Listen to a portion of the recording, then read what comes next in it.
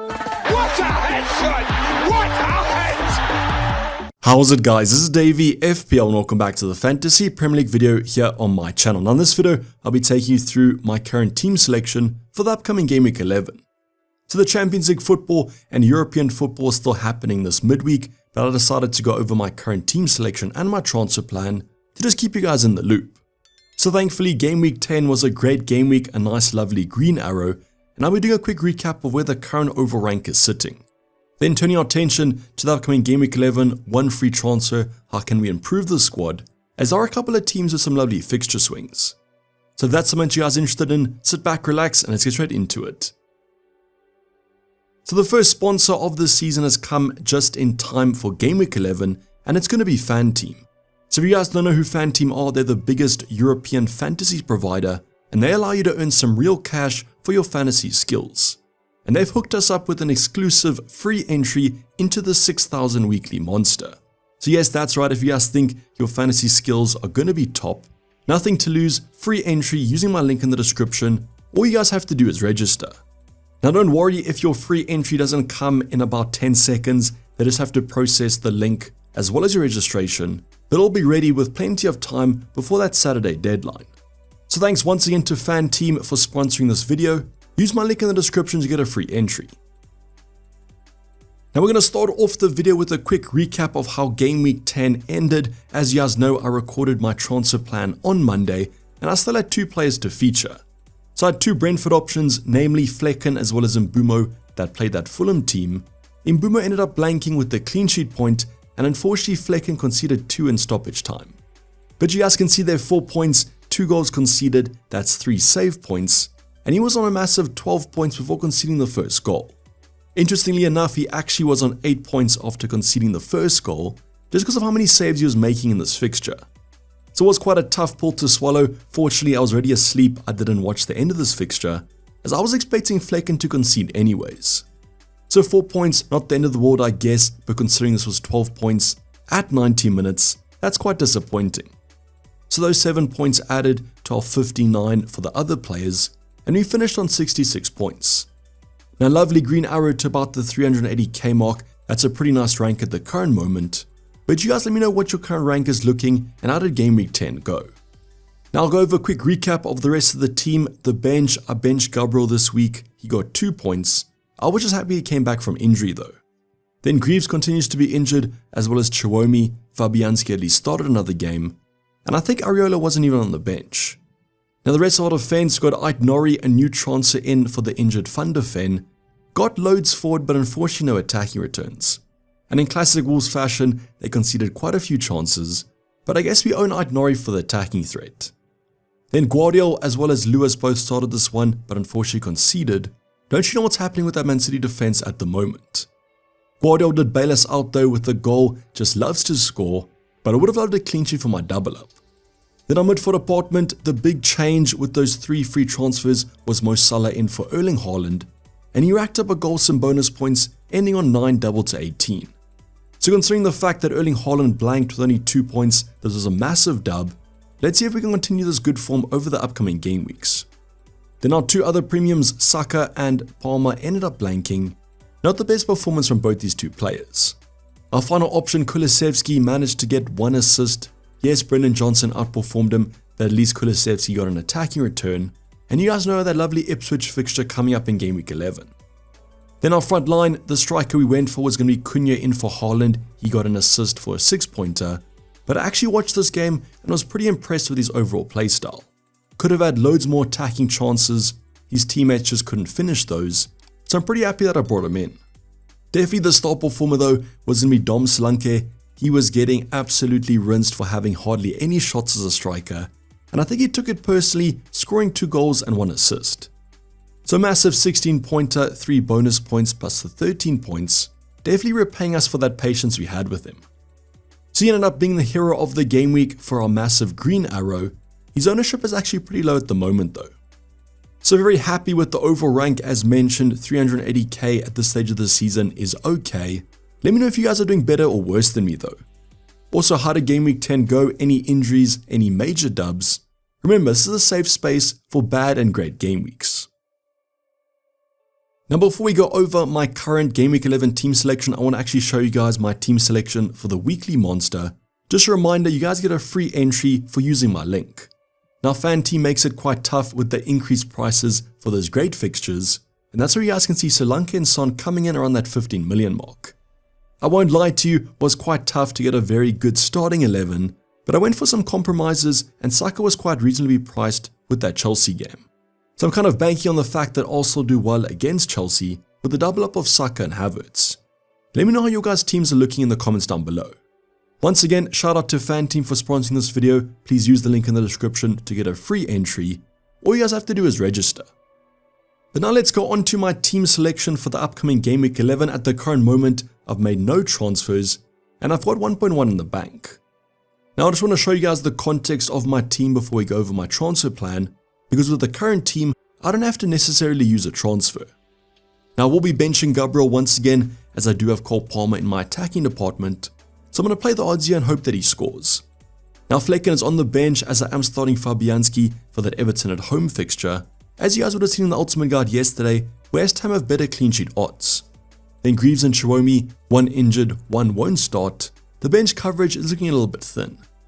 Now any of you guys actually starting Fabianski like me over your starting goalkeeper, hopefully Flecken doesn't get another 12-pointer potentially. Now backline starting off with Aït-Nouri managed to escape a yellow card, so therefore play this one, and what a fixture to actually have. Not only is there kind of a clean sheet threat in terms of the defense, his attacking threat is off the charts. So I won't lie to you, some high expectations here for the Wolves defender. Let's see if he can live up to it. Now currently starting my kind of Man City double up with Lewis as well as Guardiola. Both of them started last night in that loss to Sporting. As mentioned, I don't really know what's happening with that Man City defense at the moment. I guess Rodri being injured is going to be a big miss. Now this position against Brighton, can't exactly say I'm expecting a clean sheet, and that's why defensive transfer is currently top of my list. Still though, if I do keep them, they do offer some attacking threat going forward. Don't know if I can see a clean sheet away from home though. Now I've got 3 premiums in the midfield department, starting off with Mo Salah. The biggest concern you guys might have is where's the Kamsi armband, but I'm going to take a punt this game week on a Spurs player. So it's not like I don't think Salah will do well and Liverpool will do well, they're in great attacking form, and I might switch the armband before that Game Week 11 deadline.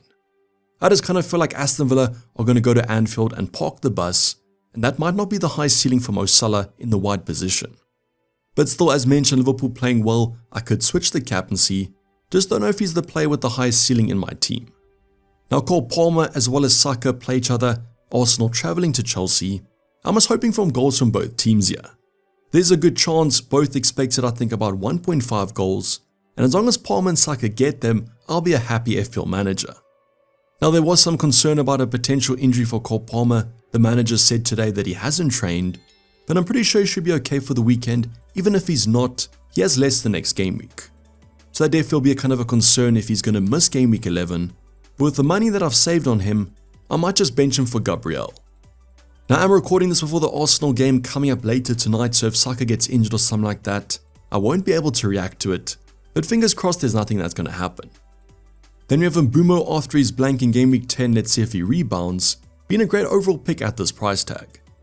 Now I kind of do believe this Brentford-Bournemouth game will have a lot of goals in it, both quite attacking sides, so let's see what happens. Do have faith in Mbeumo though to kind of get back on the scoring way of things, doesn't blank too many game weeks to be honest. Then the final player, Kulusevski, we've been keeping him for this fixture, it's Ipswich at home.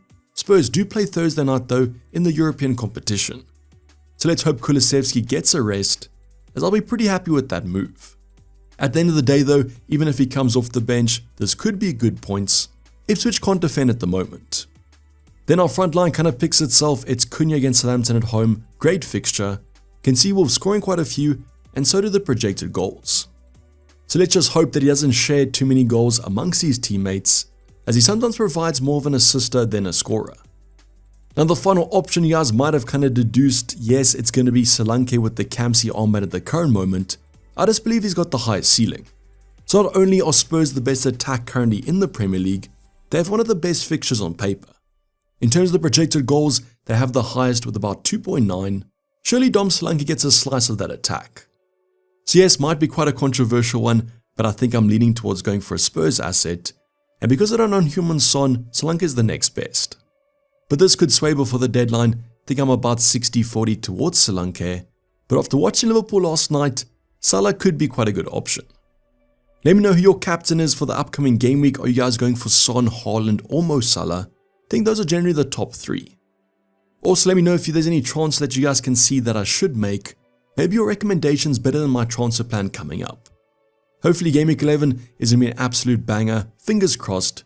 Make sure that you guys stay tuned for the deadline stream coming up on Saturday, 1 hour before the deadline. Now going on to my transfer plan with 1 free transfer and 1.1 million in the bank.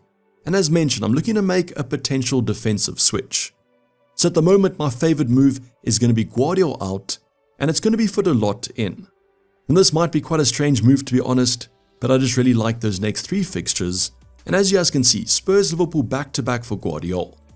Now yes, he's quite a goal-scoring defender, I know, but I would rather prefer a few clean sheets, and this also allows me to save some money in the bank.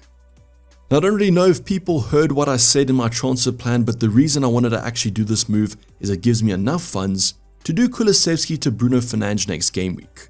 Now I know I'm avoiding that Leicester game, which is probably a great fixture, but I guess you still get Ipswich and Everton. Now the only thing about these United assets is they do have some tough fixtures in the medium term, but I could take a 2-week punt on Bruno and then switch him out for another asset. As you guys can see, Kulusevski has got Man City, which might not even be that bad of a game, but I just don't know if Kulu's the best FPL asset. So yes, that's why this Dalot move actually could facilitate some future transfers, and that's what I'm looking to actually do it this week for that lovely Leicester home game. United have better clean sheet odds than Man City this game week, and Dalot has the better next 3 fixtures, so that's why I'm heavily considering doing this kind of rotation switch. You guys can let me know what you think in the comments down below. I know United haven't been great, but this new manager bounce might be viable. He'll come in for that Ipswich away game. So let me know what you guys think. I could always postpone this 1 week, but I like that Leicester home game, and I can't really see any other moves that I'm looking to make. Now touch wood, no other injuries do occur from now to that Game Week 11 deadline. If Palmer is going to be missing, I could switch him out for a Son or a Bruno. I do believe though that he should be fine for the upcoming game week. It is a very important fixture. But let's see what happens in the press conferences, and I'll update you guys in the deadline stream coming up on Saturday. If you guys have any other concerns, drop them in the comments down below on my Discord server. That's the link in the description. I'm slightly more active over on Discord. Also, thanks to Fan Team for sponsoring this video. That link is also in the description. Make sure that you guys get your free entry.